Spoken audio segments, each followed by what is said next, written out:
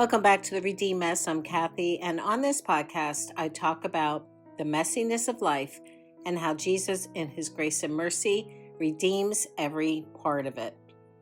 Whether you're walking through hard seasons, searching for hope, or just need a gentle reminder of God's faithfulness, you're in the right place. Let's dive into today's podcast. Today, I need to talk to myself a little. Maybe you've had those moments too where you're trying to hold onto truth when everything around you feels like it's unraveling. Right now, my daughter's walking through cancer. And as a mom, watching someone you love suffer, it's a pain I can't put into words because I can't fix it. I can't take it away.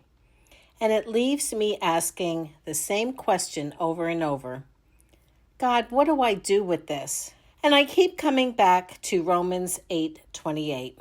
It says, "And we know that in all things God works for the good of those who love him, who have been called according to his purpose." And I've read it, I've said it, I've prayed it, I've shared it with others as encouragement, but now I need to live it. And honestly, it's hard. But this doesn't feel good. And it's where I find myself asking, how do I apply this verse in the middle of a journey I never asked for? What exactly does God works all things for good look like? Trusting Romans 8:28 doesn't mean ignoring the pain or pretending everything's okay. I'm not good at that. It means bringing the pain to God and believing he's not done. So here's what I'm trying to teach myself in this season. It's okay to grieve and believe. I can cry, I can feel sad, and I can wrestle with questions. But like David in the Psalms, I can also say, "But you, God, I still believe you are faithful, even when I'm in the dark." Because God's goodness is not dependent on outcomes. Of course, I'm praying for healing, but Romans 8:28 isn't a formula for a happy ending.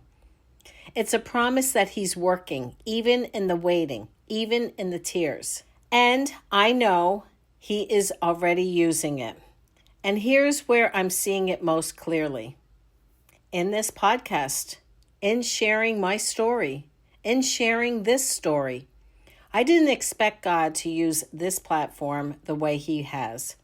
But here I am, sitting with my iPhone, speaking from a place of heartbreak and hope, believing that maybe one person out there needs to hear they're not alone. This, me showing up and sharing through tears, is one of the ways I'm living out Romans 8:28. Because I don't have all the answers, but I have Jesus, and I have a story he's still redeeming. So what else can I do with this pain? I believe God doesn't just want to comfort me. He wants to minister through me, even while I'm healing. And here are some simple ways I'm learning to live this out. So I'm letting God use this in my podcasting, using my voice to speak life, even from the middle of this mess. Being present for my daughter, showing up with faith when I feel weak, praying for others who are hurting, knowing how it feels firsthand, writing and journaling, even if the words are raw, encouraging others on social media with scripture and truth, and letting people into my story, not after I've figured it all out, but while I'm still in it. Even when it's scary, even when it's messy, because I believe someone else might need to see what it looks like to trust God in real time, not from the mountaintop, but from the valley. And when I doubt, I come back to this. Those who love him, who are called according to his purpose. And that's me. That's my daughter. And that's you, if you've surrendered your heart to Jesus. So yes, this promise is for us, even now, especially now. Here are my final thoughts. So today, I'm reminding myself, this is not wasted. God is still writing our story. Even in the pain, even in the waiting, He is working for good.